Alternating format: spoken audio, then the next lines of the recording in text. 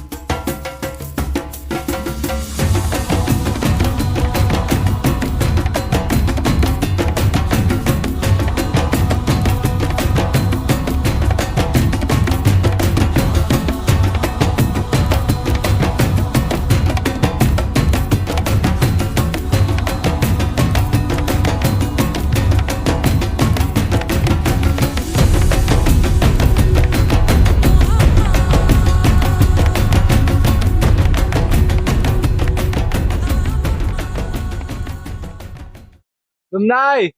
Lumnay! Lumnay! Get out, let's talk.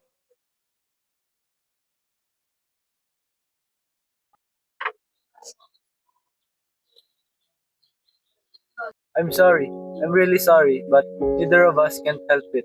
Why don't you go out and join the dancing women? You should join the dancers as if nothing had happened. Neither. Can you blame me? No, you have been very good to me. You know that I have done my best. I have prayed to Kabunyan much. I have sacrificed many chickens in my prayers. Yes, I know. Kabunyan does not see fit for us to have a child. I came home because I find you among the dancers. Of course, I'm not forcing you to come if you don't want to attend my wedding ceremony. I came to tell you that, Dulimay, although I'm marrying her, may never be good as you are. That has not done me any good, has it? Awiyaw! I did everything to have a child. Now, look at me. I am useless. I must die. Lumnay, it will be not right to die. I don't care about the fields, Awiyaw. I don't care about the house. I don't care about everything but you. I have no other man. If I go to my father, I'll die. Then you hate me. If you die, that means you hate me. You don't want me to have a child. You don't want my name to live in earth right. This doesn't work. I'll be back. Awiyaw! Awiyaw! Awiyaw! The time has come. Let's go now. Wait! Wait! I love you.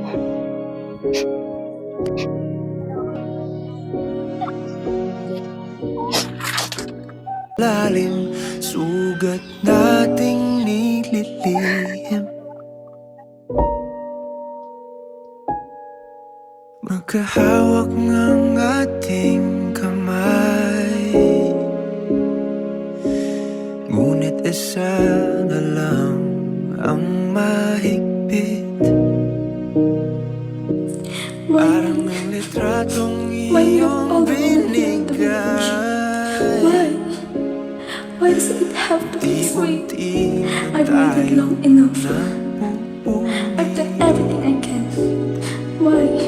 Kung Why di me? na masaya,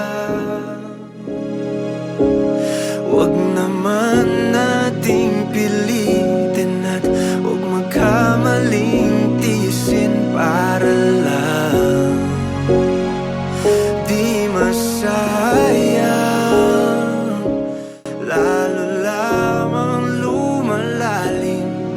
dagat nating